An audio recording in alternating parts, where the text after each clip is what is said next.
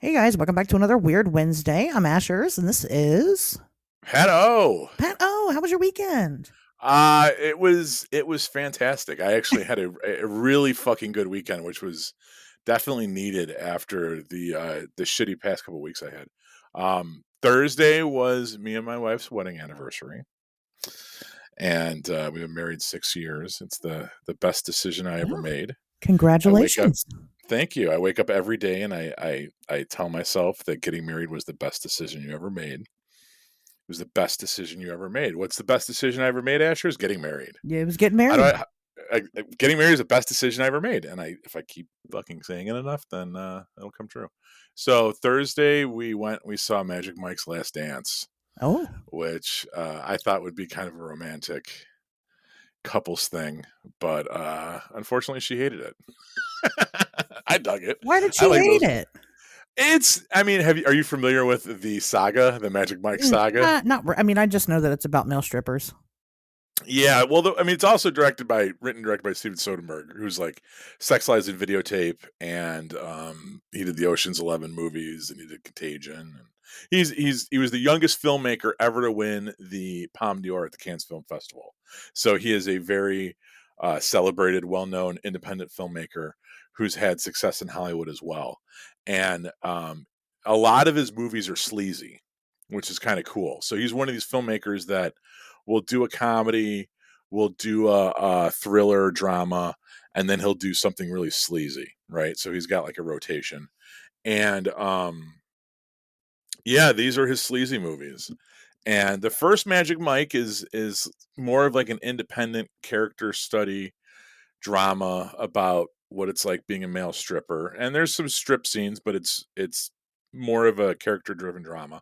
The second one, Magic Mike XL, is is a lot of fun, and it's more of just like very salacious and very horny, but a good time.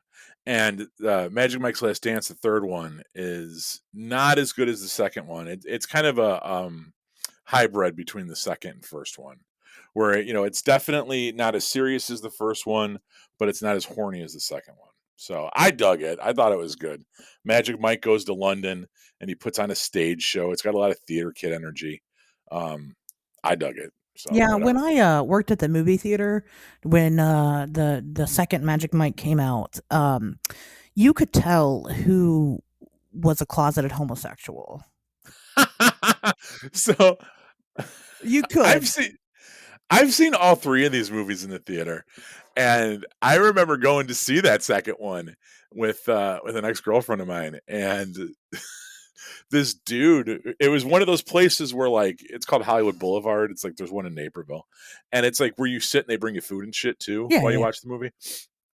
And the guy afterwards on the way out was like, "Oh man, I feel so sorry for you. Like, oh man, you're a trooper. Like, Yeah, I can't believe you had to sit through that." And I was like, "Fuck you, dude. This movie was awesome. yeah, Like, you exactly. know what I mean? Not only that, but I'm gonna go finger this bitch in the parking lot right now. Like, Yeah. what? Like, what are you? That's what it I don't. is. You'd have the Yeah, couples come in, and the girlfriends are all excited, and the guys are like, "Ooh, ooh, good! I can't believe we're gonna watch this." And I'm like, "Okay, you're gay." And yeah. I don't. You know what? That's always been my thing though. Like, I don't I'm just not repulsed by other men the way I definitely don't consider myself to be bisexual. Like, I'm not turned on by dudes. I get talent crushes and shit, but like not to where like I I don't know. The Magic Mike movies don't like trigger me the way I think and stuff like that in general. It doesn't trigger me the way some dudes pretend that it triggers them. Maybe they're being honest. I don't know. Maybe some guys really do get repulsed at the thought or the sight of these movies. But for me, I appreciate horny movies. I appreciate, I'd rather trust me, I would rather go see a Russ Meyer movie. You know what I mean? But sure, like, whatever. It's not the worst way to You spend know, 2 you're comfortable hours. with your sexuality. You don't have to be. If you're repulsed, then there's something. Even if you don't recognize it, there's something subconsciously going on with you that you don't realize. There's a reason why you're repulsed, and it's not just because, oh my god, men's bodies. I mean, you have a penis. Are you repulsed by your own penis? Because you would I'd love be. the shit out of it. It's the fucking Right, it's exactly. I'm saying, yeah. you know, these dudes, it just doesn't make any sense, So definitely gay, and that was that was always my takeaway when you came up to me to buy fucking tickets for that movie.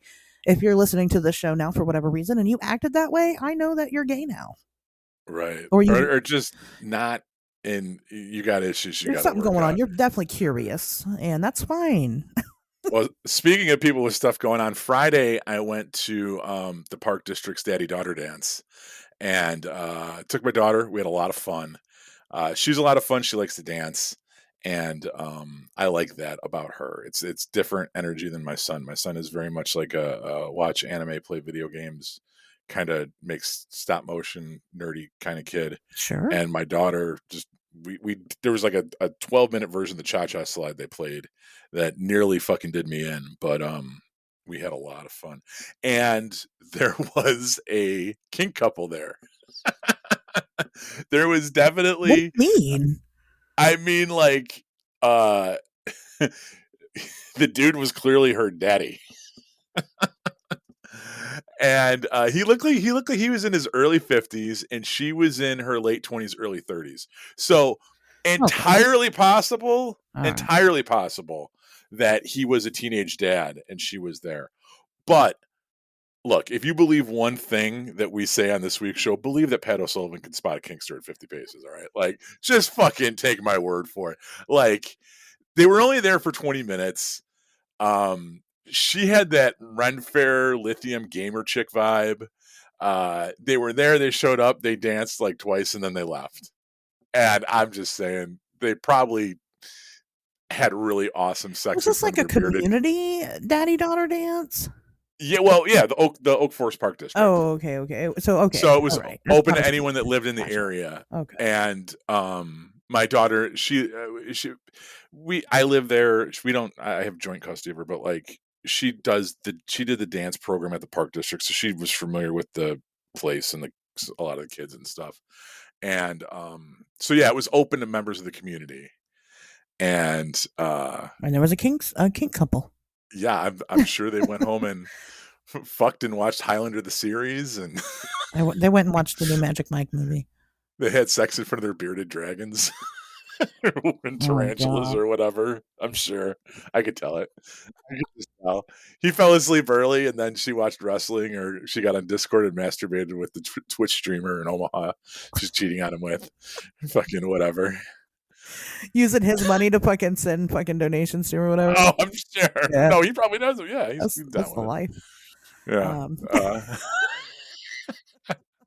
I was impressed though. I wanted to go over and talk to him, but I'm like, no, because I don't want to explain this to my kid. And then once again, going back to that repressed Magic Mike, like yeah, I didn't know if someone was going to be like, yo, what the fuck? Get the fuck out of here.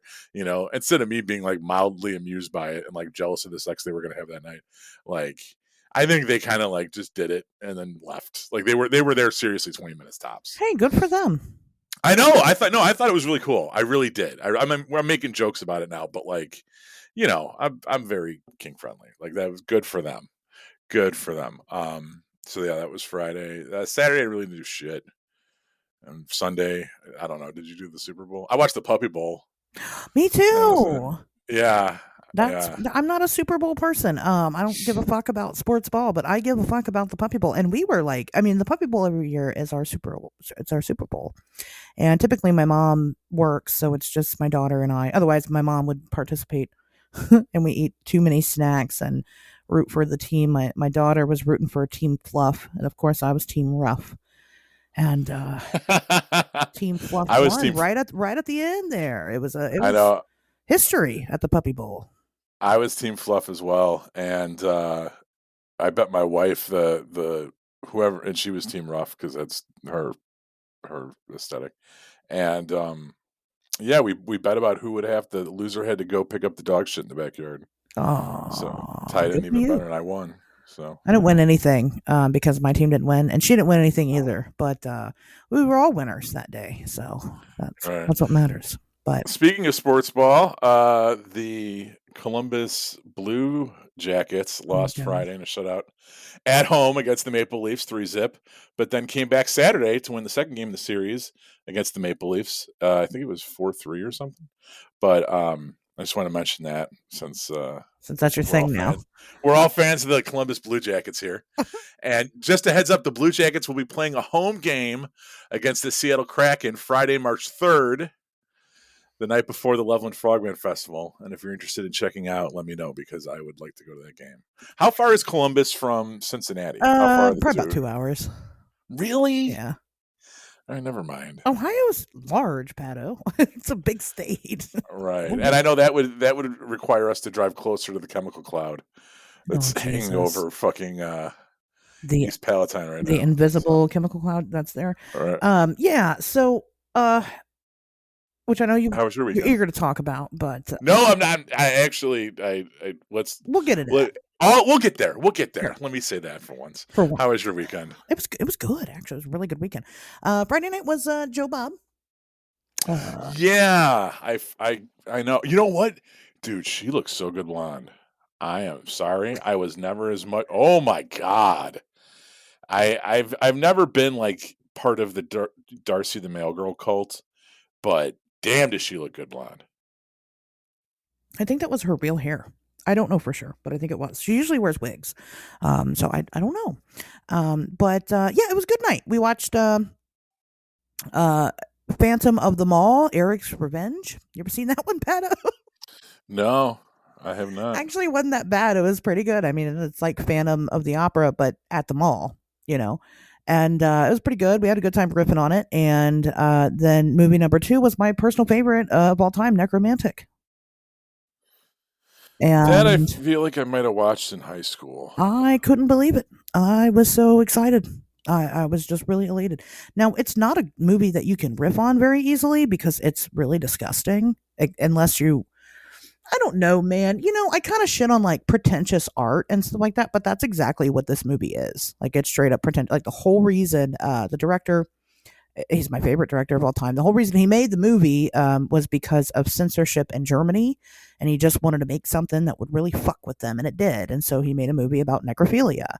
And I mean, my God, there's like a 10-minute long sex scene, with this couple, having sex with this corpse, and the corpse is very not in a good condition to have sex with. It's not just like a person. I mean, it's like decayed as fuck. It's really gross.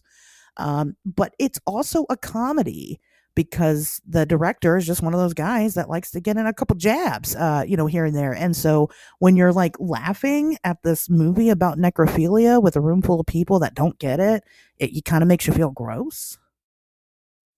But it also makes you realize that you're just on a different caliber than some of these people. So, I don't know. I mean, Red stayed for the whole thing. So there's that. My other guest, he left. He wasn't staying for it. Last man standing. Good for Red. Good for Red, but it's worth it. Okay, the ending is worth it. At the end, at the very end, there's like a point in the movie where it hits, and you start to understand this is supposed to be funny. Okay. And when you stay all the way to the end, the payoff is fucking worth it. So if you have never seen Necromantic, I can't recommend it enough. I have Necromantic tattooed on the back of my neck, actually. I am trying to figure out what weird girl I know that was super into this movie, It's and I've probably been me. racking my. I know because I want to say that it was somebody that I watched that I was like dating like in real life, like from here, or like we watched it together, where she told me like it was like her favorite movie, and she was really into this, and like I don't I don't want to. Like sexually into it. Yes, like really into it, and I'm trying to remember who the fuck it was, and I can't remember off the top of my head. It wasn't anyone I had like a super long relationship with, but it was somebody that like where we hooked up a few times, and then she was really into this, and I think I watched it with her. And there was something else that Dakota Bowling. No. Oh my god, she's a Troma filmmaker. She did Caveman AD or something. Oh, okay. She made another like an homage to this that was like a necrophilia short, Ooh. and I remember watching that with her too, and the girl was like friggin' off during it, and it was actually shot in Chicago. I don't know. My brain's all over the place. You have to I find can't it remember. for me. Yeah, well, no, look up it's a Troma movie, Caveman AD, and I want to say her name's Dakota Bowling or something, but yeah. Anyway, is It's a it good Dakota movie. Bowling? It's like I said, it's very artsy. The director does that with all of his movies. Very bold moves for things. Like I said, you don't get um movies about necrophilia. You just don't. I mean, and when you do, it is always jarring. But he's made other movies just that are really fucked up. And he just made a movie. He stopped for a long time because this was like 80s and 90s. He was active. Stopped for a long time. He made another short movie for 2016's German Angst, which wasn't as fucked up as like his other movies. But anyway, I'll stop talking I'm again. sorry, real quick. It's Kansas Bowling. That's the actress's name. She's done a bunch of stuff for Troma. She was in the movie was called BC Butcher, and she made it when she was 17 years old. She shot it on 16 millimeter film, and it was about like killer cave people. She was also in Once Upon a Time in Hollywood and Veronica, the Oh, Glenn okay. Danzig movie. And the movie that I'm thinking of that she did came out in 2019, and it was called Necrosexual, and it was Oh, directed by Brian Rosin, who is from Chicago. is it a trauma? Is it also a trauma movie? It's a short. It's a 15-minute movie. I don't know where I saw it, I'll find it. but I remember somebody showed it to me. Although 2019 is like very recent, so Yeah, that who was the like fuck is gonna? yesterday. Yeah, it was. Well, it was 4 years ago, but I can't remember. I don't know. This is all fucking me up now. I'm gonna just shut up. But Okay. check that out. Necrosexual. So that was fun. And Joe Bob, for the first time ever, married a couple on the last drive-in. So that was neat, and used necromantic to lead into that. So that was great. So then Saturday was a big day for me. I went to my friend Cherish owns this shop. It's called the Secret Chamber House of Oddities and Artwork, or Artwork and Oddities. I don't know which one. Anyway, Secret Chamber House in Fairborn, Ohio. Fairborn, a little fun fact about Fairborn, is dubbed a Halloween town for a reason. So a guy there named Mike Foy owns Foy's. And Foy's is like a Halloween shop, except it's not just like one shop. He has like all these shops on the strip in Fairborn, Ohio. There's an adult costume store, a child's costume store, a candy shop, a prop shop. They have a diner, with like I'm assuming Halloween themed food. I've never been. I don't know. But there's kind of already a creepy aesthetic to Fairborn. So my friend Cherish came in, opened up the Secret Chamber House a couple of years back. It's done really, really well, and of course she sells oddities and artwork. So it's an oddity shop. Well, anyway, she wants to do this event here in May. And what she wants to do is create an interactive art exhibit there at her shop because she uses the space very, very well. And so she's got like these two back rooms, okay, and the very back room, she wants it to be like there's an interactive art exhibit here in Columbus, Ohio called Otherworld, which is everything's like black lit. It's freaky looking. You can kind of get involved with some of the things that are going on there, and the actual art itself. She wants that whole room to be kind of decorated like that in like a space theme. And then kind of leading into it is going to be like an investigator's room. It's going to be decorated in like authentic headlines pertaining to Wright-Patterson Air Force Base, local UFO stories, things like that. And yours truly will be there for the day. And I will get Hey. to spin yarn about Wright Pat and aliens and things like that in the area. I will also be doing a live show in the basement of the Secret Chamber House, which you can be a part of. I want to pull people and have them share their personal stories of UFOs and high strangeness. I think it's going to be really neat. But while I was there, I got to see the basement, and I hadn't been down in that basement for a while. Now, initially, this basement was a full velvet and leather dungeon. Talked about it before on the show. I filmed down there before. And Ooh, that sounds sexier than it is. But if you would like to see what I have filmed down there, I will keep my promise. Go to patreon.com/it's ashers. I'll post a little something. So I do have things I can share there. But anyway, so the basement now though has been converted into a haunted objects museum. And I haven't gotten to see it yet. She just opened it. And so it was really neat because she doesn't actually give tours of the museum itself. Like typically what happens is you pay your $5 per ticket, you go down to the basement, you go look around yourself and you come back up. Now I'm familiar with some of the objects that she does have down there, but not all of them. Some of the shit just came from her personal collection at her house. Some of it she's just never sold. Nobody wants to buy it, whatever. But she actually took Anne and I both down in the basement and kind of gave us a private tour of all the cool things down there. And that was really something. Um, so you walk in and there's just, I mean, there's lots of stuff. Some of the stuff allegedly haunted. There's like a mirror down there that, whenever somebody sold it to her, claimed that, they would look in the mirror and they could see like figures and stuff behind them, like from the mirror. Oh wow. There's an entire doll collection where she bought it at this estate sale. Nobody wanted to buy it. Apparently, the lady who owned these dolls, she was bedridden, couldn't get out of bed.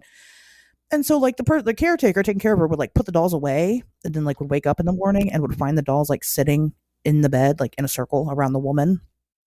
And we're like constantly like with her. And this woman couldn't walk. She couldn't go get them. A bunch of weird, just, allegedly haunted artifacts. She's got oh my God, I'm going to fuck it up. A Diabuck box. I can't say it. Diabuck. You know what I'm talking about? No. Diabuck box is like a box that you trap a malevolent spirit in. So those are useful. And then like you never open it. So this guy actually found this, in his house, like in the foundation of the house, and didn't know what to do with it. So he brought it up to her. She's never opened it. It's in a case. It's all kinds of crazy shit down there.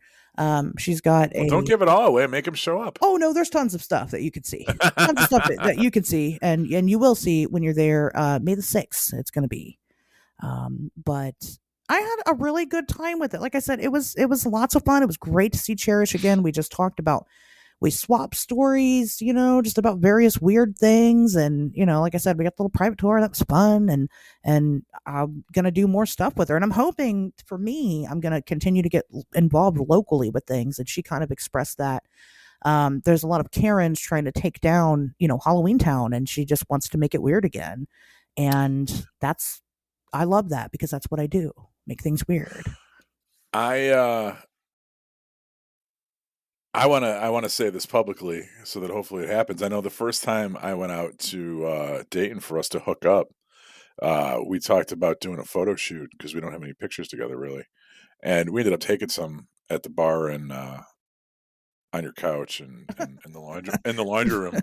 But I had suggested taking some there because I know you had mentioned her to me before. So hopefully this event goes well, and the next time I pass through Dayton, we can go check it out. Use it as a photo shoot location. Oh yeah. I mean, not only is she your friendly neighborhood weirdo, but like she just loves her artists and she's really in support of local arts and things like that. She's a great human being, just in general. So I mean, even if I'm not there, go check it out. One of these times, a secret chamber house of oddities and artwork, or artwork and oddities, whatever. You'll find it. It's in Fairborn. So this kicked off. So I brought Anne because this, like I said, one of the things we're going to have there is this big wall, and it's huge, of all these like newspaper articles and stuff. I brought Anne because I thought that she would really deep dive, be able to deep dive into something like that. And, be able to find what we're looking for, because that's Anne's job. That's what she does. And, it just turned into a whole fucking, that whole situation has turned into a fucking goddamn mess. So in our search for headlines regarding Wright-Patterson Air Force Base and UFO and aliens, this will make a great segue into the news here. We're finding that it has been very difficult to actually find headlines about it. As a matter of fact, one fun tidbit that I will continue to update. Again, there is a benefit to joining the Patreon. I do talk about this kind of stuff. I'm going to continue to talk about this kind of stuff and the research process and how we find this stuff. was that, Anne's looking on a lot of newspaper websites you can get on, and you can actually see their backlog. All their archives are online now. And what was really interesting is that she got on our local news, Dayton Daily News, and went to go look at the backlog. And they had from 1877 until 1921. And then they had from 1990 until like present day. So there's a big old missing chunk of time there. And this is something that we actually encounter a lot when we are, looking at these types of things. Old newspapers are very invaluable to a researcher. And this constantly happens. Whatever it is we're looking for. We found out that's what happened in Point Pleasant. Not the newspaper, but records were missing from a particular set amount of time. And we still haven't recovered those. But there is some hope for this. There is a secret box at Ohio State University that may contain everything we are looking for, but we have to physically go check it out. But not only is it a secret box, it is a secret box of somebody who actually was into cataloging Project Blue Book. So we're going to go look at this box that can contain all the secrets of Project Blue Book. I don't know what's in the box. I don't know. And if you want to know, you'll have to follow me on Patreon to find out. So, yeah, that's an interesting tidbit. So now we're looking for people. If you are in and around the Dayton, Ohio area and you have had an encounter with a UFO or aliens or what have you, get a hold of me. Let me know. Because I want to share your story, post it on this wall. I want to get eyewitness encounters as well for people to read while they're checking out the art and stuff. So let me know. But that's what I did this weekend. Nice and productive. It was a very productive weekend. It definitely lit a fire under me because I just feel so stagnant lately. Now my life is getting ready to be just fucking nuts. So I probably bit off a little more than I could chew. But I'm good at managing it, so we'll see. Right. We'll see what happens. But anyway, so I know what you guys are here for. The Frogman Festival. You're here for the Of course, you're here for the Frogman Festival. Yeah, Saturday, March 4th at the Great Wolf Lodge Conference Center in Mason, Ohio. I'll be there. Get your tickets at frogmanfestival.com. I'll be there all day. Yeah, you will. Me too. It's gonna be a lot of fun. Pato will be there. Yeah. Hopefully next week I will be able to announce some very special merch that will be available at the festival. Oh, can't say too much right now. Let me just say that me and Amazon KDP we're playing Just the Tip.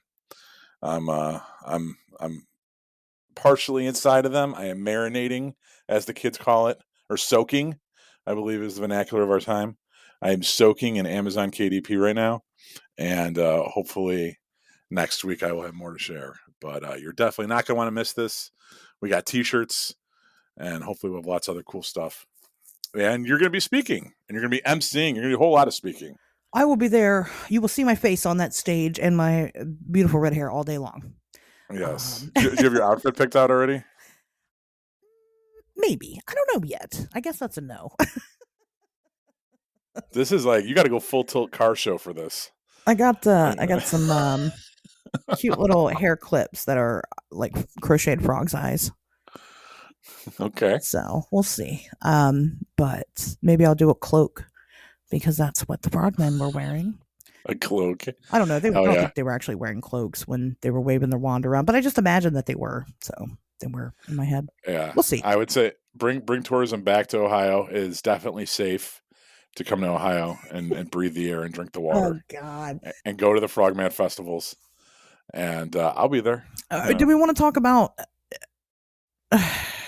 Hold on. So here's what I was going to do. Obviously, the two hugest story. Well, two.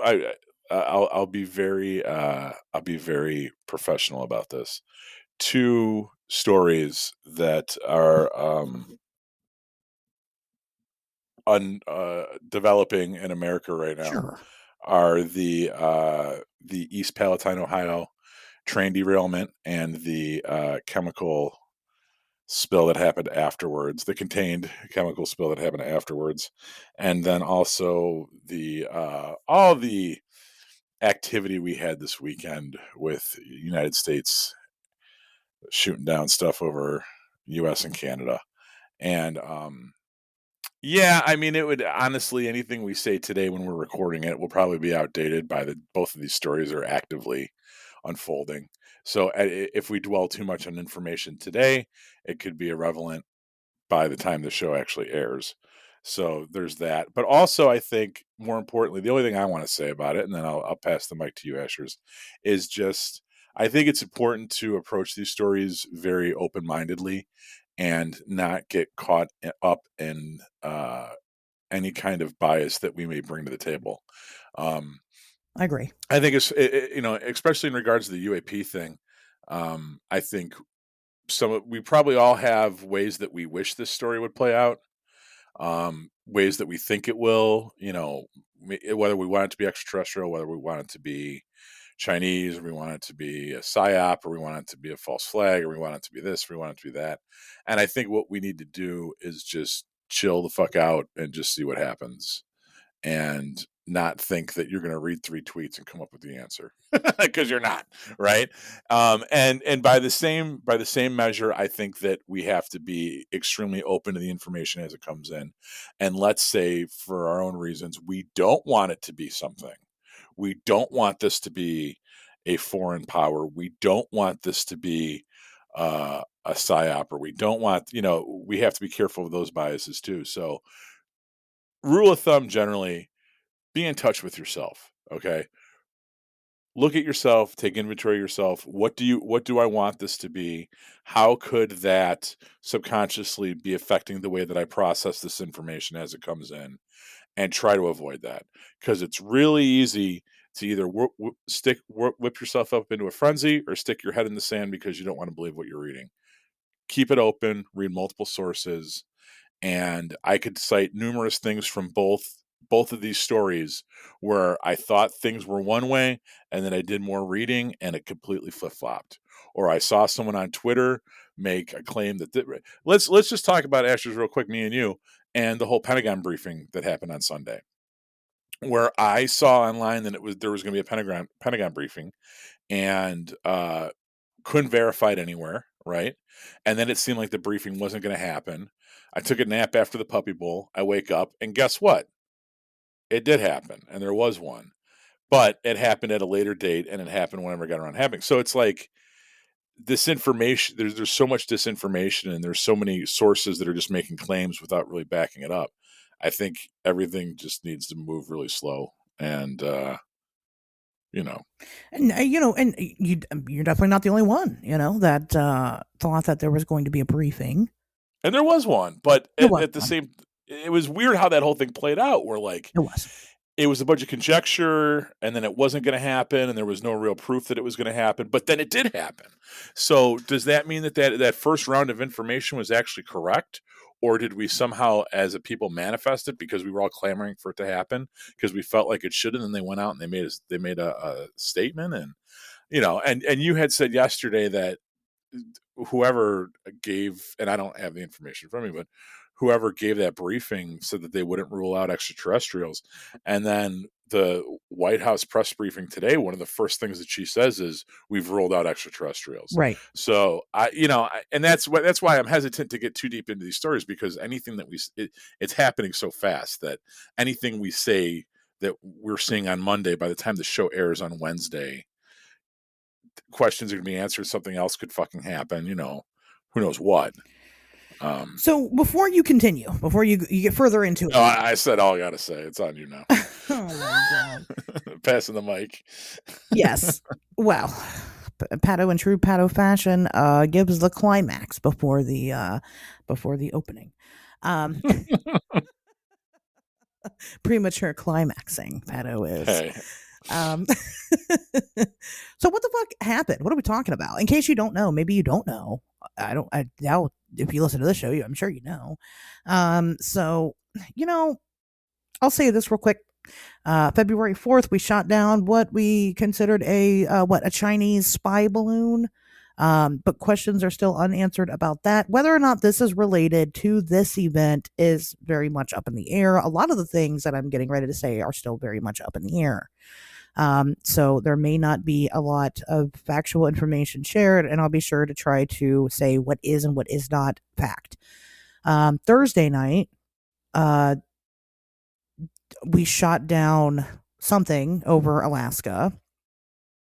We don't know what it is. There are conflicting reports about what it may have looked like. There are conflicting reports about what it may have been doing. So the term cylindrical has been thrown out there. It was cylindrical, but that's really all we know. It may or may not have been carrying some type of payload on it. Again, up in the air. It may or may not have been disrupting select pilots' planes. To what extent, I don't know. Again, may or may not. As we speak, there's a jet flying overhead, so that fucking makes me nervous. But anyway, we don't really know. We haven't recovered it yet. Recovery efforts have been delayed due to the Arctic conditions because it's fucking Alaska. So there's that.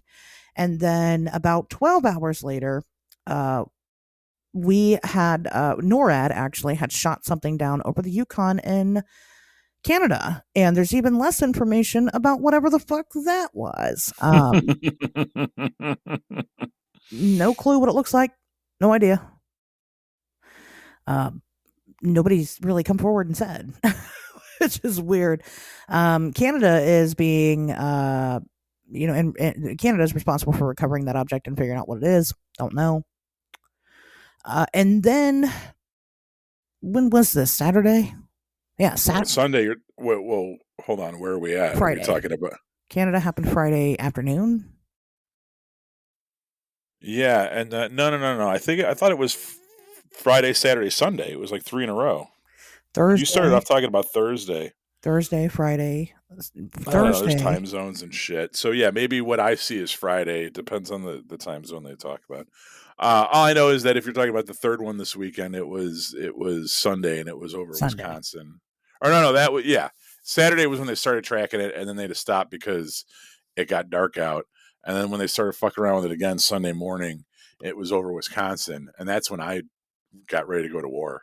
And then luckily it left Wisconsin, and they shot it down over according to Asher's, the great state of Michigan, which, whatever. What did I say? Did I say they shot it over Michigan? No, it was Lake Huron. Oh, okay. But it was in Michigan air at that point. It had gone into Michigan airspace. Yeah, I gotcha. Yes, it was not here, so that's good. Right, I guess. But I meant here because of our last show when I was like singing the praises of Wisconsin, and you were talking about how you thought Michigan was nice. Oh yeah.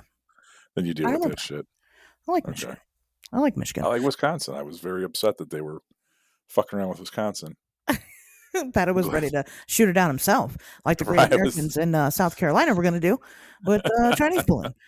But anyway, so then they shot something else down, and there's rumors there about what that might have looked like, what it was. Big one going around is that it was shaped like an octagon with like ropes hanging from it. Whether or not those ropes at one point contained some type of payload, we don't know. And that's it. That's literally all we know right now. I mean, again, Pat's right. There was a lot of information racing around, a lot of people making some ridiculous fucking claims, which were just way out there. But, at some point they were talking about doing this press briefing. It wasn't just you. I was listening to this Twitter space like all day long that day that was like covering it. They kept saying there was going to be a briefing, and then they're like, oh, sorry, there isn't one. Nobody really knows where that came from. And then later on, about 7:15, they did actually do. It wasn't even like an official briefing. They didn't cut into anything. Actually, it was strictly on Fox News. It was weird. You couldn't find it anywhere else. Yeah. You're absolutely right. Well, it was Super Bowl Sunday, so I don't think they wanted to interrupt the Super Bowl with it, but still. No, but there's other news outlets you could go through, and we all know Fox News is fake. I mean, so it was like, really? Is this really happening? Or, it was kind of questionable. And then they were on a Zoom call at that. So, I mean, even still very questionable whether or not that was even real. Which sucks. But, one of the people that was there, they were asked directly, are you ruling out aliens? Is that, and they said, no, I'm absolutely not going to rule out anything right now. And so people were like, oh my God, that's what they said. That's what they said. And then today, you're right. They turned around. They had some type of briefing, which I did not get the chance to watch at any point. So I don't know what the fuck they said. But It was very frustrating. The press secretary comes out and she says, "We just want to say that we could say, pretty much definitively that this is not extraterrestrial or alien in origin." And there's like a smattering of laughter from the press corps. And then she goes a step further and says, "Look, I like E.T. as a movie too, but I'm just going to leave that there." And it's like, well, fuck you. You know what I mean? Like that to me seemed like really dismissive. yes, and almost to the point where like, well, guess what? Now I don't believe you. But once Right. again, that's my personal choice. And I think that's what we need to remember is like, it's okay because I know I did this kind of in the group chat last night, and listen, we're all part of the reason we're all into this shit is because we're the type of people that like to sit around, smoke a one hitter, and go, "What if?" and then come up with some fucking theory, right?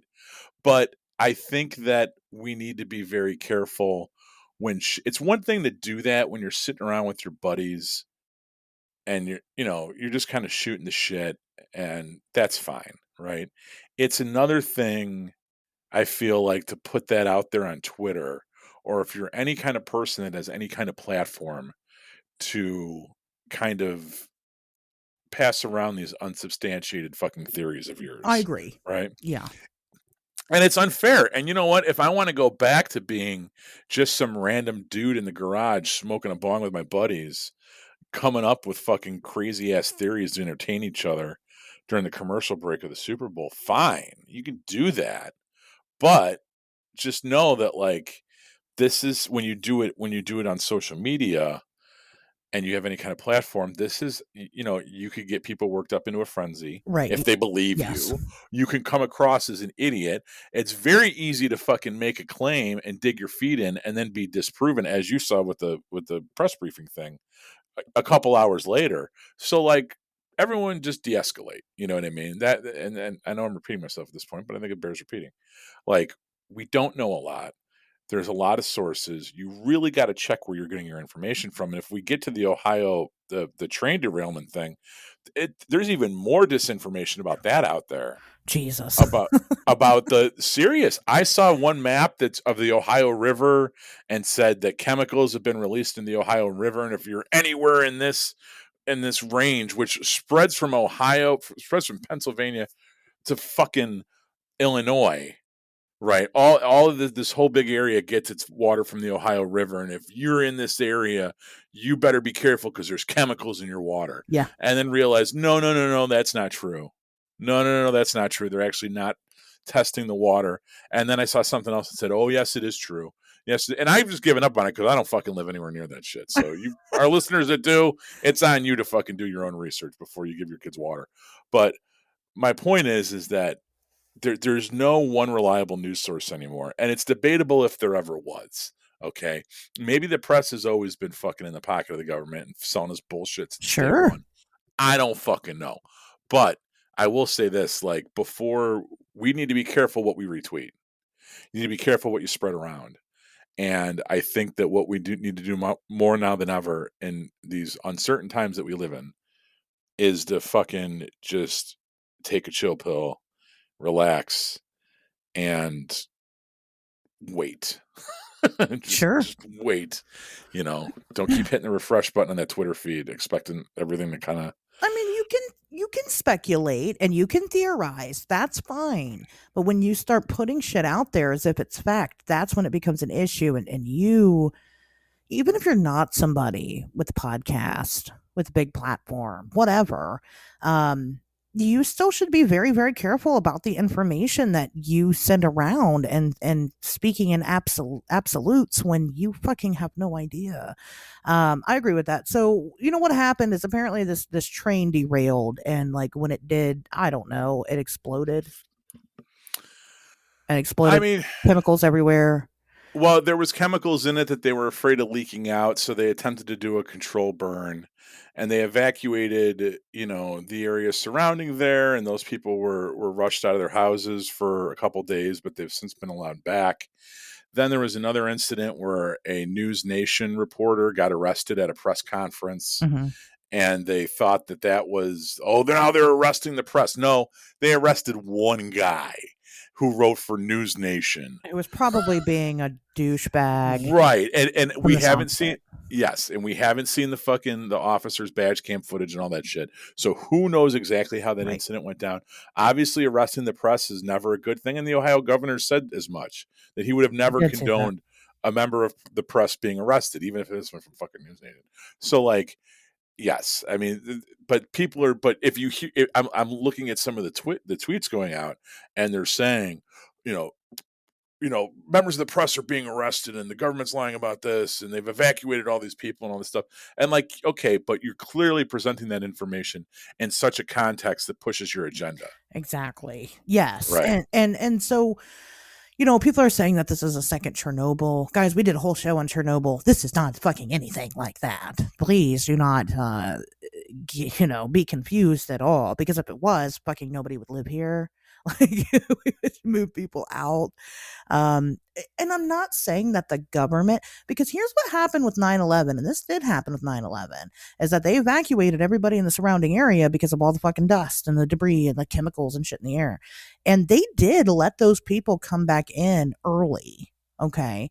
Mm-hmm. Or at least some people think, but it's hard to really prove whether or not those people came back early and got really, really sick because they were exposed to things too soon that wasn't really ready yet, or if it's because they were exposed to it initially anyway and they were already fucked. We don't really know, what came first in that case, the chicken or the egg. And sometimes when this shit does happen, we don't really know what to do. But what I find fucking hilarious is that the people spreading the bullshit about this fucking train derailment situation are the same goddamn people that laugh in the face of like green energy and don't want to do anything to make our world just a little bit safer, just a little bit better for us, to make our air cleaner. Like, right? They're pushing all that shit. They want to burn all the fossil fuels. So it's like, shut the fuck up. Sit the fuck down and shut the fuck up. You don't care about the environment. I don't give a shit. Well, yeah, the other stance that I've seen is people, because as I'm sure some of us might remember, a couple months ago, there was a big labor union with the rail workers strike that was looming, and Biden interceded and forced the train people back to work. And people are claiming, now I don't know why the train derailed. I mean, one of the theories that I put forth when I was stoned off my ass last night was that the fucking Chinese weather balloon did it. Right? Yeah. Because the train derailed on Friday, and that 2 weeks ago, that initial Chinese weather balloon that came through was passing over that general, and I'm using air quotes when I say general area, but let me put it like this: it was in Montana on fucking Thursday, and then it's in North Carolina on Saturday. So it's following the jet stream down. It's gonna kind of go in that area, but probably too far south Yeah. to be saying that it was directly passing over uh, East Palestine. What's it called? East Yeah, Palestine, Ohio, which is Ohio. more north. It borders Right. Ohio, Yeah. Pennsylvania. It's so yeah. East Palestine or Palestine is closer to Pittsburgh than any other major city in Ohio. Yeah. So it's that far north, that far east. So the likelihood that the weather balloon was, or the Chinese balloon, whatever, was that far north Friday night, probably completely unrelated. But I mean, what the fuck? I'll throw it out there. I'll get high and fucking mention it during the commercial break at the Super Sure. Bowl. But where's it going with this? I Maybe. don't even know. So that's why you shouldn't listen to me about shit. You shouldn't listen to anybody about shit, because most of us are just as brain damaged as I am.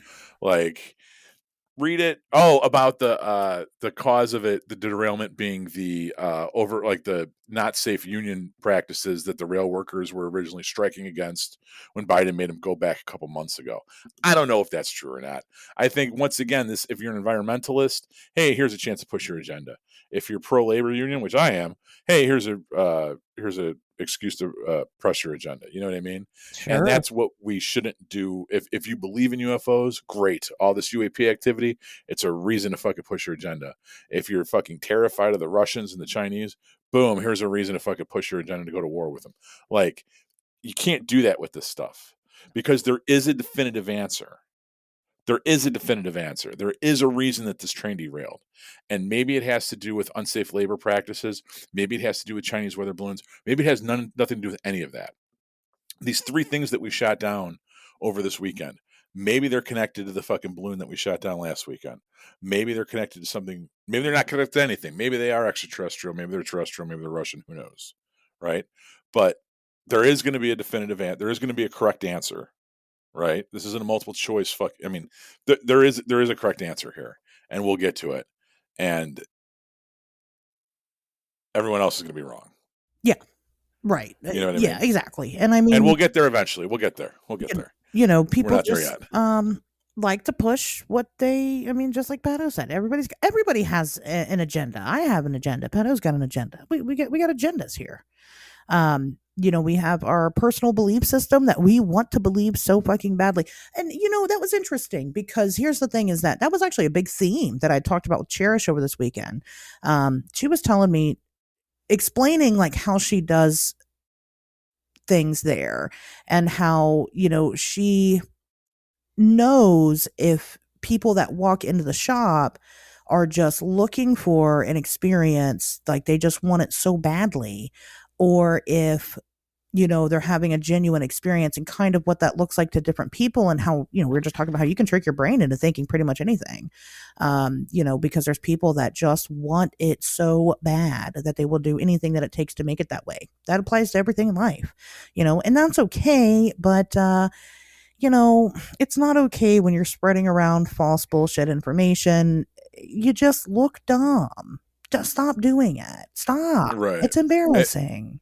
Well, and it can have a negative psychological effect on other people, right? Like, we don't want to stoke the flames of paranoia so much. And it's funny because one of the things that we for Y2K movies, and we had been sitting on this episode for a while, but we kept releasing other ones. We did an episode on The Mist. Oh, okay. And that dropped today, and everybody that's seen The Mist knows the ending, where the car full of people. I'm sure you've seen The Mist, right? Well, I have, but I don't know if everybody that's listening has. Well, I'm gonna give away the ending because the movie's fucking like 15 years old. Spoiler alert. So yeah, well, I'm not gonna make that big of a deal out of recounting the plot of The Mist. But my point is that ending exemplifies somebody who has lost all hope because they have an incorrect view of the situation. And they commit very heinous, regrettable actions because they think that the world is ending. Yeah. And what do they find out 5 minutes later? The world isn't ending. Everything would have been fine. And now you're covered in your kids' fucking brain matter. So, like, something I think it's very interesting that dropped. I mean, I'm sure it's just coincidental, but my point is that there's a very direct lesson or correlation to be learned from that, right?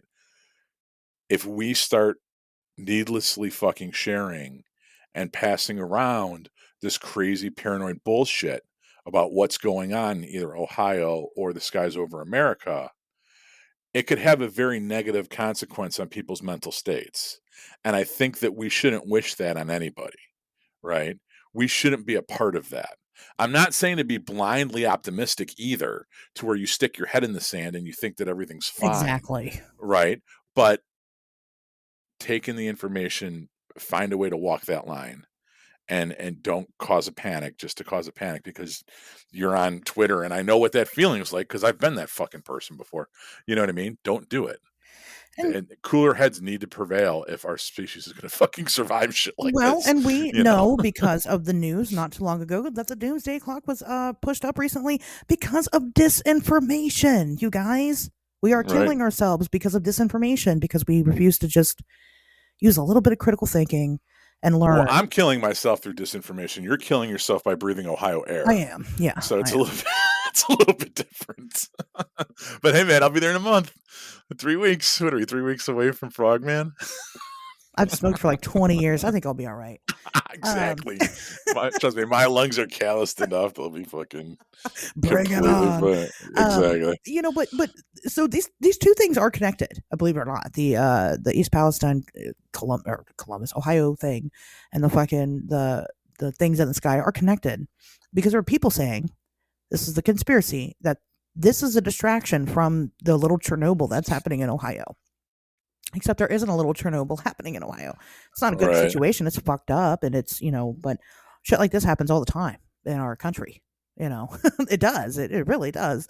And also, it's not being covered up. Like you can just Google it and like find information about it. Like it's not hard. I had listen, I absolutely Ashley Mixon, friend of the show, absolutely adore her. Have the utmost respect for her. She listens to a lot of our episodes, gives me a lot of feedback. We talk about a lot of this stuff. And she means the world to me. And she's one of the most intelligent people I ever met. However, today she talked about how the this Ohio thing isn't getting a lot of press and how it's kind of being covered up.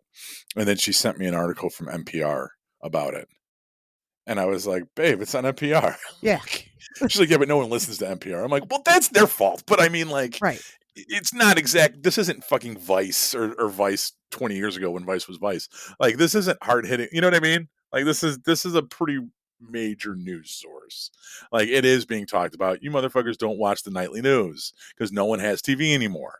Like, it's on there. There's a plethora of information and disinformation if you hit the Yeah, Google. they're both You there, know what I mean? right. They're both Yeah. there, so, I mean, this isn't not getting covered. Whatever it is people are saying this is covering up, it's been covered. It's that there's no new developments. This is what's happening now. That's what the news reports on is what's happening right now, and so that's Right. what's gonna overtake the headlines right now, and fuck, it's not even overtaking the headlines. My local news isn't hardly reporting on the shit shot out of the sky right now. Like, okay, then I guess it's getting covered up because my local news, guys, the world exists outside of your own little bubble. There's a whole big wide world out there. You can expand it. You're able to do that, and you have a fucking device in your pocket at all times that will tell you literally anything you fucking want to know. But you as a person have to sit down and go through that information. Don't read one article and go, "What? There, that's it. That's where it is." No, no, no, no, no. It is up to you to have multiple sources to source that information. I took to locals in that area. Fucking, they're like, it's fine. Like, I fucking just drove to work today. It's fine here. Well, you could easily say that maybe the environmental impact of this isn't immediately known. Sure, of You know, course. I think that's a good way to look at it is that, like, look, no, they're going to want to do testing. We don't know how much has seeped into the groundwater. These things aren't immediately, this information isn't always immediately available. Same thing with what we shot down over the weekend. As of right now, we don't know. Now, Right. maybe by Wednesday when the show airs, we will know. And it'll be a different story, which is why I didn't want to spend, I think we are spending a lot of The time whole talking about show this, on but it. yeah, I didn't want to, like, here's the thing. We don't know, and we could know any, by the time we get off the phone, off this call, we could know more than when we fucking started. Yeah. I mean, Probably something happened in the last hour that we talked about it. It's I will aliens and we're say, being invaded right now. So I will say this, that I'm very thankful of my Twitter algorithm because both of these stories I've been inundated with since it happened. I didn't have to look very far to read about this. sure. This was there. I mean, my Twitter feed has been the train derailment, the UAPs, and tit fucking videos for the past 5 days. So I don't know, like some people that say, like, I haven't seen this shit anywhere. I'm like, I don't know what you go on Twitter and see, but I've seen tons about Seen it this. Like, everywhere.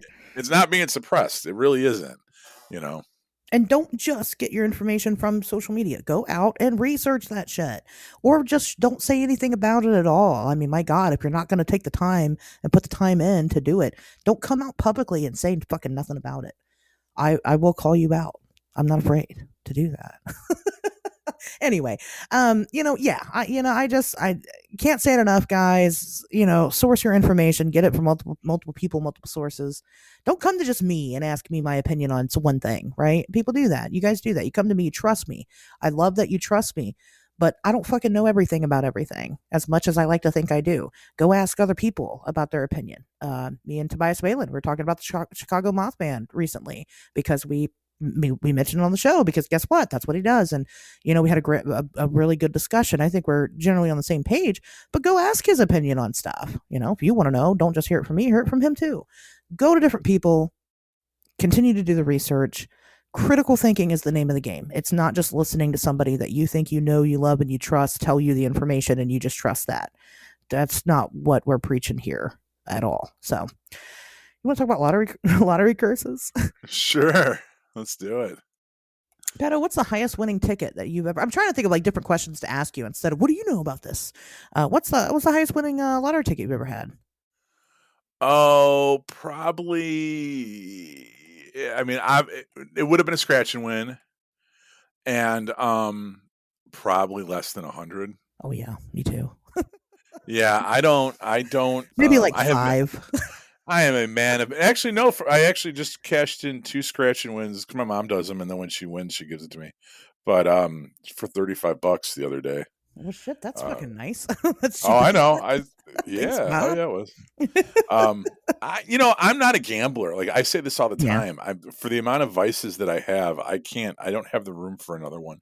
And something that had a very big effect on me when I was younger, in the movie Fight Club, when Edward Norton's character and Marla Singer, Helen Bonham Carter's character, they're going to all those support groups for people with like testicular cancer and shit, right?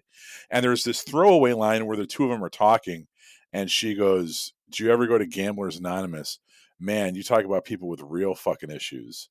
And I was like, "Wait, what?" Like these people go to like all these crazy support groups of people that are dying, yet the worst of the worst is Gamblers Anonymous, yeah.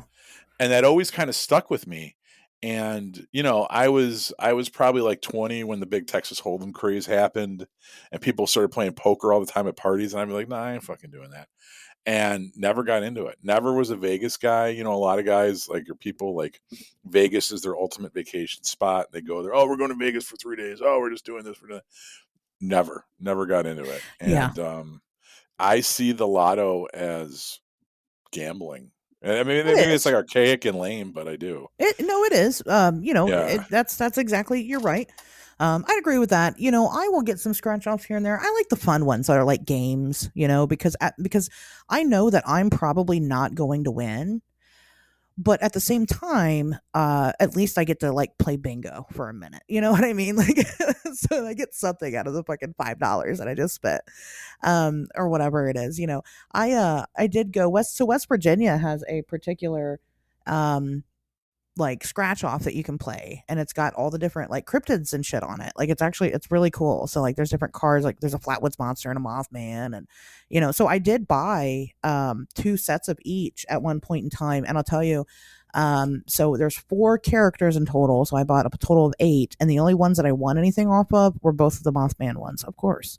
Oh. And I've kept them. I have it. It's not much. I think they're like, I don't know. It's maybe a collective of like $5 between them, right? But they're $1 a piece. Go get them in West Virginia. They're neat.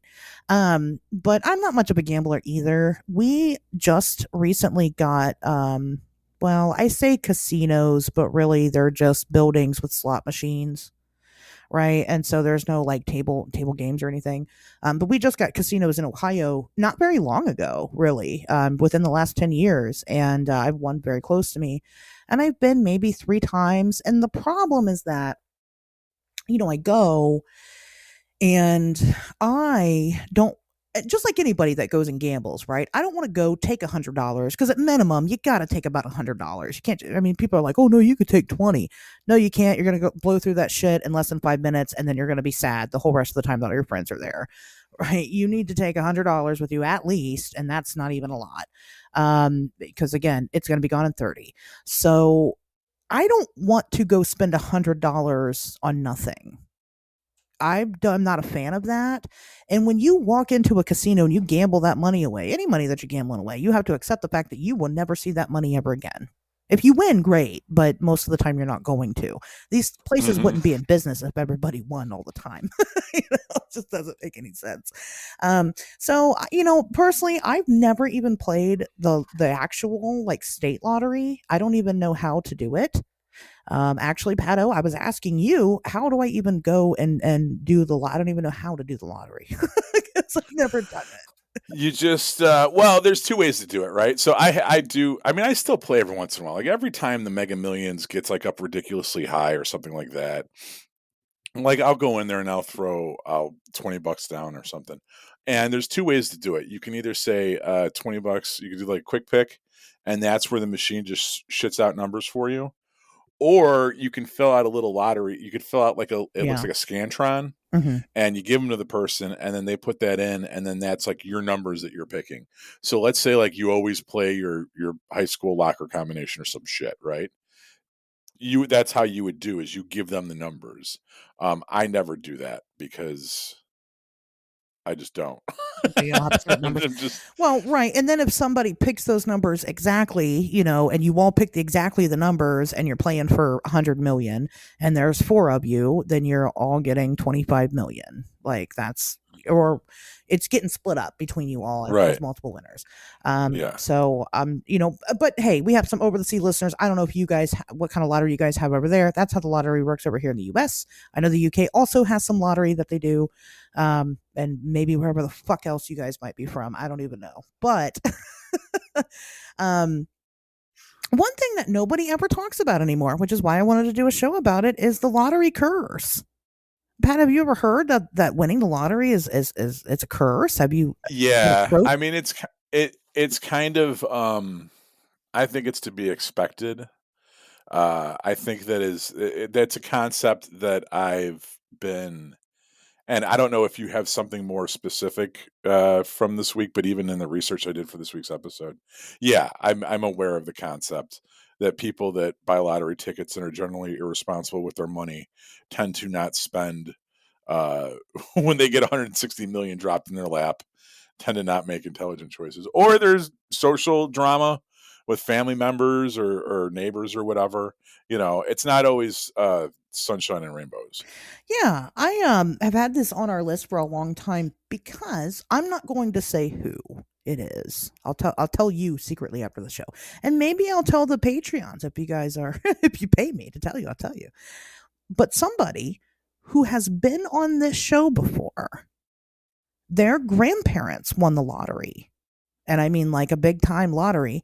And this person had always told me about stories about the curse because they are now, they believe, generationally cursed because of the lottery winnings. Wow. Yeah. Okay, cool. So it's been on my radar for quite a while. And, again, because it is the lottery, I don't want to publicly disclose who it is. But they have been on the show before, very trusted source. So some of the things, Pat's right. Typically you got these people going from rags to riches and I got a couple of examples that I'm going to cover, not very many, but some, that, have nothing and end up having all this money. And then they are just, well, honestly, they're probably in their, I have nothing mentality anyway. And I hate to say this, but because they're bad with money. I hate that trope because that's what the people use for poor people. You're just bad with money and that's why you're poor. It's not because of minimum wage is $7 or whatever. It's because you're bad with money. But legitimately, that is probably the case here. So some people think that the lottery is cursed. Winning the lottery is cursed. So even if you do win, there's no hope. Couple of people that I want to talk about. Probably the most famous case of a cursed lottery winner is Jack Whitaker, who at the time that Jack won the lottery, he was already a very wealthy man. He owned a business in West Virginia. He was already bringing in about $15 million a year, which, yeah, that's pretty rich to me. So when he won the lottery, he didn't take, so when you win the lottery, you can either take it in one lump sum or you can take it out in like annual payments. Okay. You don't have to take it all at once. Correct. When you take it out in annual payments, you actually end up getting more because of the tax bracket. So if you, I'm sorry, go ahead. I was going to say not only that, but I think that you actually get less. Now, taxes aside, right? If you pull taxes aside, right, you get less if you do one lump sum. They just straight up give you less. Yes, the only way that you get even remotely close to the percentage that you say, the dollar amount that they say you win, is if you take the installments. Yeah. There is a penalty just for doing the one lump sum that has nothing to do with taxes. I believe that. Yeah. Yeah.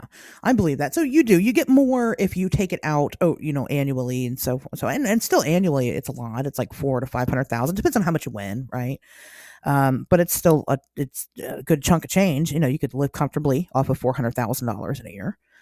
But Jack Whitaker decided to go ahead and take it all out at once because he already fucking had money. So whatever, what's some more? Um, so that's interesting because this was already a guy who was already established wealthy.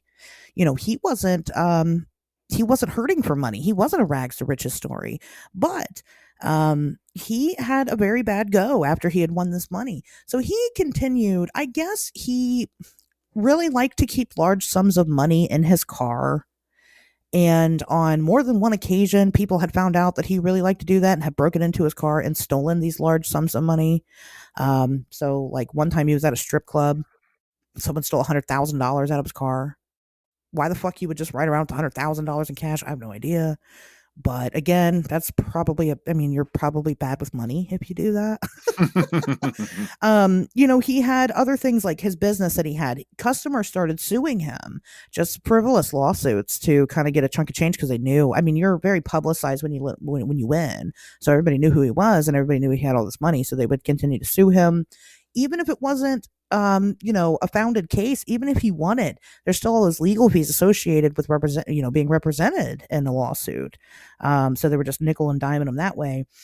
But things got extra weird when his granddaughter, who he liked to spoil a lot, bought her tons of cars. She had a $2,000 a week allowance from him, which, hey, that's nice. Thanks, Grandpa. Her boyfriend ended up overdosing on one of Whitaker's properties and died.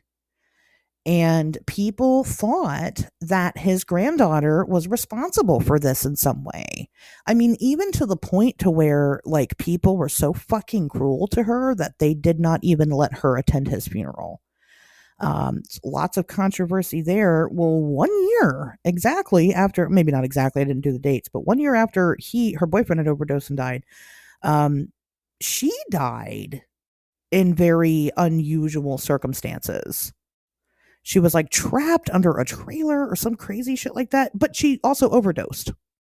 So, very weird. People don't, of course, he believes somebody killed her because, they thought she was responsible. Who knows?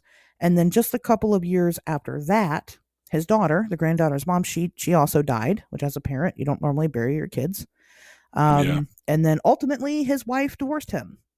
So after going through all of this flim flam and riff raff and all this, he is now broke and lonely.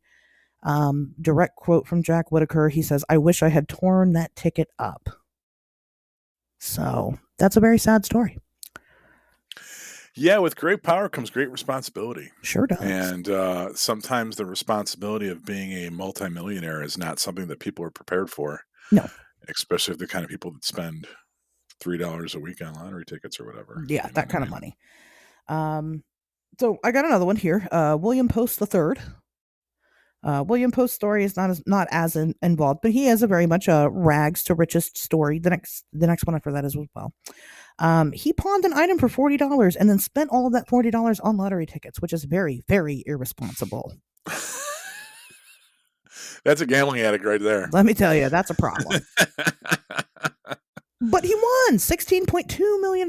He won $16.2 million. So, which is a once in a lifetime. Let me mention this statistic. I mean, you are more likely to be struck by lightning twice in your life than you are to win the lottery. Okay. So the chances of that shit happening is just wild. The fact that this is what he did. He won it. So he was actually taking out, the installments instead of, taking it out right away. But his first installment of $400,000, he spent it in 2 weeks. In 2 weeks, he spent $400,000.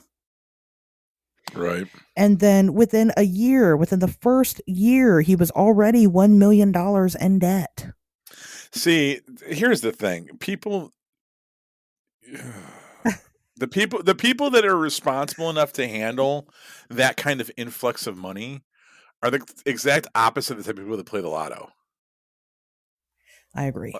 That's why. I hate to spoil it for the show, but that's exactly what would happen. I don't want to interrupt this fucking podcast to give financial advice, but I don't know. Don't buy lotto tickets. Don't use credit cards. Don't accrue interest on anything if you don't have to. Pay in cash if you can. We'll get there. Yeah. We'll get there. I'm just like, okay. I'm ordering tacos for dinner. You keep talking. Oh my God. So anyway, so he was $1 million in debt a year after this happened. His girlfriend sued him for half, saying that was the agreement that they had at the time, was that, guess what? If he won, she was going to get half of it. And a lot of people do that. A lot of people go in on money together. My parents do that. They like to go to the casino, but if they win a jackpot, basically, if it's I guess my stepdad, if he wins, then he will give my mom back the money that she lost. He'll recoup the money he lost, and then they'll split the rest, right? A lot of people he doesn't have to do that. She doesn't have to do that for him, but a lot of people do that. And when you're talking $2,000, okay, it's not a big deal. But when you're talking 16.2 million, well, hell. Before you have $16 million, you might think, well, that doesn't sound so bad, $8 million. But once you do have $16 million, you start to think a little bit, maybe I shouldn't give people the money I promised. But she sued him, and guess what? She won. And at that point in time, he had no more money left and could not even pay her the money that was due. And then his own brother, okay, while William was on his sixth wife, okay, the man had been married 6 times at this point in his life, his brother put a hit out on him and his wife. Yeah. To get the money. And of course he was caught, and William went to be broke and be nobody after that. But that's another thing, you got to watch out for your family members. I honestly, I think about that because when like I said, when the jackpot gets really big, I go to I hang out at my local 7-Eleven anyway because I'm a fucking dork. So me grabbing a Mega Millions ticket is no big deal, right? And if I ever won, you would really have to move. You'd sell your house and move, and then claim it, and then wait for it to die down, and then move somewhere else. Yeah. You'd really have to do a lift and shift because there's no way. Just get rid of every single person you've ever known at that point. No, we'd have to we could quit our jobs, you know what I mean? And go live with my mom and have him keep going to school or something and fucking sell the house and liquidate our shit. And then wait till we get that first check and then go somewhere else and start over. Start a whole new life, yeah. You'd have to, and you'd have to tell people make up a fake name. Yeah, or I don't know what, or not, or have a lawyer claim your check for you. That's the other thing that I think you can do. You don't have to personally show up to win, to get that money. No, you do. You can't send a lawyer as a representative of your LLC or something. So while I was doing research for this, I had actually found a fucking Dr. Phil episode that recently aired exactly about this topic, and I was kind of salty about it because Dr. Phil's producers are obviously spying on me. You're going off the air, but they're spying on me. They know what gets the people to listen. But anyway, the reason why they had covered it just in January was because there was that big story going around about that guy in Jamaica that dressed up like the fucking Ghostface killer to collect his winnings, because you have to show up. So and there's other people. That's awesome. Yeah. So he fucking dressed up as Ghostface, and because he didn't want anybody to know that he had won the money, and nobody's heard fucking anything about the guy since then, because the press will fucking follow you. They will completely disrupt your life. You will become an instant celebrity overnight for winning the lottery. They'll cover what the fuck you're spending your money on, and everybody's judging you, and it's their business all of a sudden. I guess because it's taxpayer money. I don't know. They feel like they should. And this is kind of the case with our last entry here, Billy Bob Harold Jr., who won $30 million. Basically his whole life was disrupted. He couldn't trust anybody in his life. Got to the point that 2 years after he had won the lottery, he committed suicide. And he was quoted as saying, winning the lottery was the worst thing that ever happened to me. Yeah, that's a bummer. Because nobody means anything to you anymore. And actually, the girl they had on Dr. Phil, because did I watch the episode? Fucking of course I did. She was a lottery winner in the UK. She was only 17 when she won the lottery, because at the time they could. And she said that, yeah, of course it was a great time. She's like, but then I bought this huge house. It was lonely. There was nobody there. I'd cry myself to sleep every night because I didn't have anybody. I couldn't trust anybody. People didn't like me. They liked my money. That's all they wanted. And, is that really worth it then? Is that kind of quality of life, this existential loneliness, is that worth having not even all the money in the world, but I mean, gosh, pretty much, you know, and a lot of these people say it's not. Um, but you do have success stories. You do have people that win the lottery and they go on to not have, very unfortunate things happen to them aside from just regular life, right? Regular life just keeps happening. It's bad for everybody. That, I only picked these three stories because I just thought they were the most interesting. But this happens over and over and over again. Didn't feel like there was a reason to continue to repeat those stories. You can find them anywhere. Like I said, Google that shit. Very easy to find. It happens, so can having that big amount of money bring you happiness? No, it can't. It can't. And actually, in some of these people's cases, are they bad with money? Sure, some of them are. But sometimes, like I said, just you go through a whole identity crisis now. You went from just being an average person to being a fucking millionaire. Yeah. You're not who you were anymore. Right. And maybe you don't have, I mean, if your idea of getting rich and having security is to play the lotto, like that's not very creative.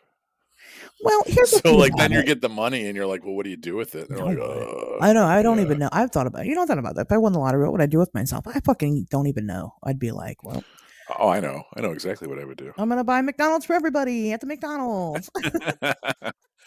No, I don't. I don't know. I don't know what I would do. I would Um, buy the rights to Smokey and the Bandit. I would make Smokey and the Bandit. with I'd Muppets. star I'd star as the Bandit. Get myself a Camaro. No, I mean I would, you know what? You have to like really improve the quality of life for everyone around you. And then you'd have to get a fucking security guard. Like because there's a chance, that people will come for you. They will Yeah. come for the money, especially when you're talking about like, 500 billion or something like that. Like people will try to kidnap your fucking children. Like that's very possible. Oh yeah. Your long lost relatives will show up. And honestly, what I would do is, yeah, pay off people's debt. Like my third cousin shows up and wants, hey, can I get $5,000 to start a roofing business? Sure. Go ahead. You know what I mean? Just say yes. I would be prepared to give a decent amount of it away because number one, that you have too much, depending on how much you win. When you're talking about an astronomical number, like something that's like just boggles the mind, um, be prepared to give most of it away. Yeah.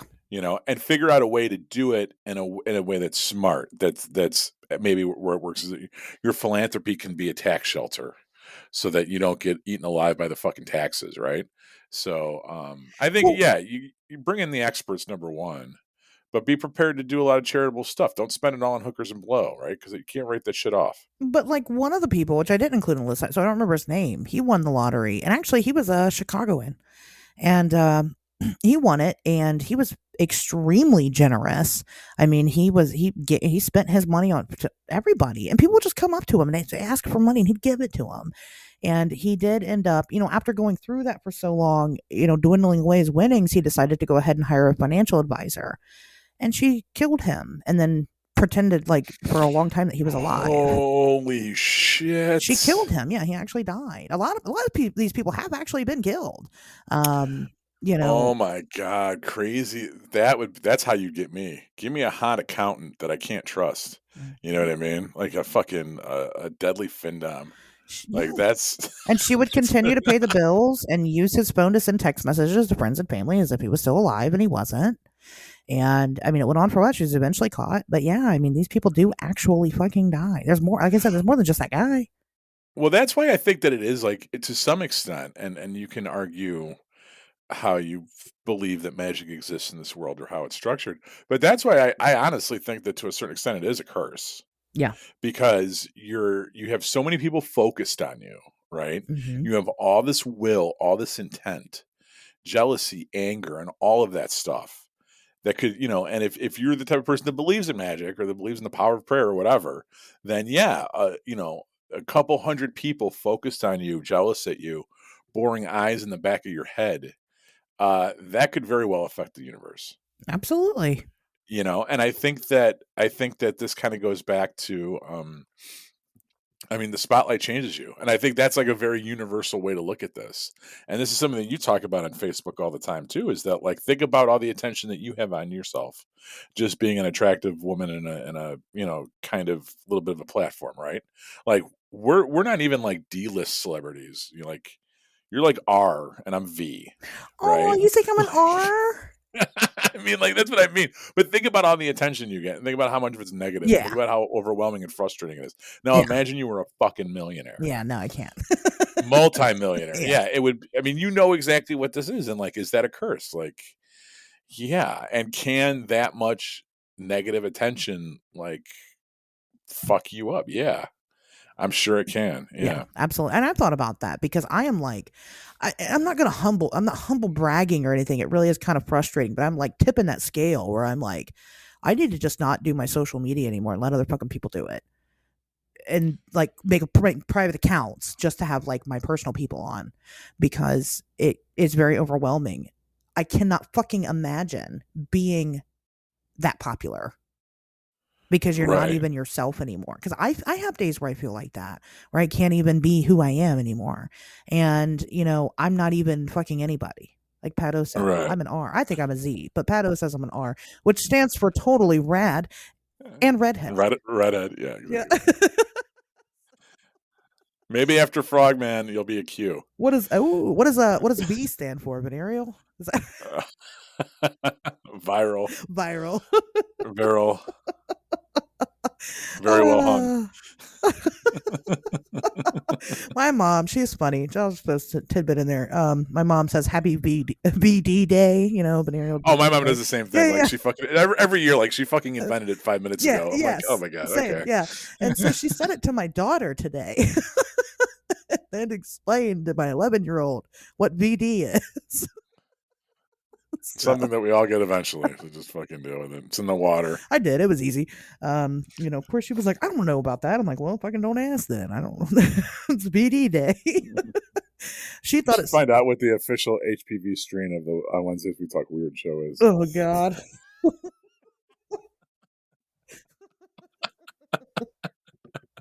I don't know. That should be like if you have the same one, you're an automatic Patreon member. Perfect. Bring your papers. Good. We'll verify them, and then we'll let you into the secret club. The official HPV of the show. HPV strain. Oh yeah, HPV strain. There's like 300 or something. We'll figure it out. Right. Obviously, we'll we're have number to figure out 69. where ours intersect, and then that'll be the. Yeah. So anyway, what were we talking about? People that win the lotto and Oh, fucking piss yeah, away their right. money. The lottery curse. You get lots of BD when you win the lottery. I'll tell you that right now. So be careful. Don't be silly. You got enough money. Wrap your willy. There's no reason not to. That does happen though. People, like I said, people die. Most of them get divorced. I don't think there's been a successful marriage yet, unless they were like old as fuck and like they were already like out the door anyway. Like maybe they lived out their lives married and lottery winners. But it just honestly, it can tear people apart. But that's just because in general, winning that kind of money is going to change you. It's going to change who you are. Right? Mhm. It takes you all the way down low here, hanging low here. all the way Me and my low. wife fucking are each other's throats when we get our tax return every year. Right. I can only imagine what that would do. Yeah. I still getting married was the best decision I ever made. Best decision I ever made. What's the best decision I ever made, Ashers? Get married. Best decision I ever It's a made. good answer. It's a good answer. Right. So I mean, is the lottery curse a real thing? Yeah, I guess it can be. It's just that, again, anything life changing can be bad. It can be good too. Again, there are people with success stories out there. They do exist, but there's like certain steps that you should take. If you ever win the lottery, like we were saying earlier with the disinformation going around, take a chill pill. Yeah. Take a chill pill. You have a year to come forward, I think. So use it. Right. Just calm down and decide what you're going to do, from there. And then, go from there. They tell you all kinds of shit. Get a financial advisor. Security's a good idea. Lawyers, get everybody involved. So I don't know. You got anything else to say about the lottery curse, Pano? It's real. Be careful what you wish for. Don't clamor for the spotlight. And just go to fucking work. Remember Wishmaster? Yeah. Remember when of course. that guy got fucked to death? I think it was in the prison. No. I think it was in like please wait. Wishmaster 3. Whoa. Break. So what tell me, how does this, what's I can't say that I really remember because I haven't watched those movies since I was like right when I started getting into horror movie. I just remember one of the guys got fucked to death and I believe he was in prison. Wishmaster fucked to death? Wishmaster 2. No, a prisoner says he wishes the lawyer would go fuck himself. Yes, that's it. Yes. Are you watching it right now? No, I Googled it. It's Wishmaster 2? Yeah, that's it. Yeah. That's definitely it. Yeah. So watch Wishmaster 2 if you're if you're feeling froggy. Okay. Anyway, I'm gonna go ahead and end the show. We'll see you guys back here next Wednesday.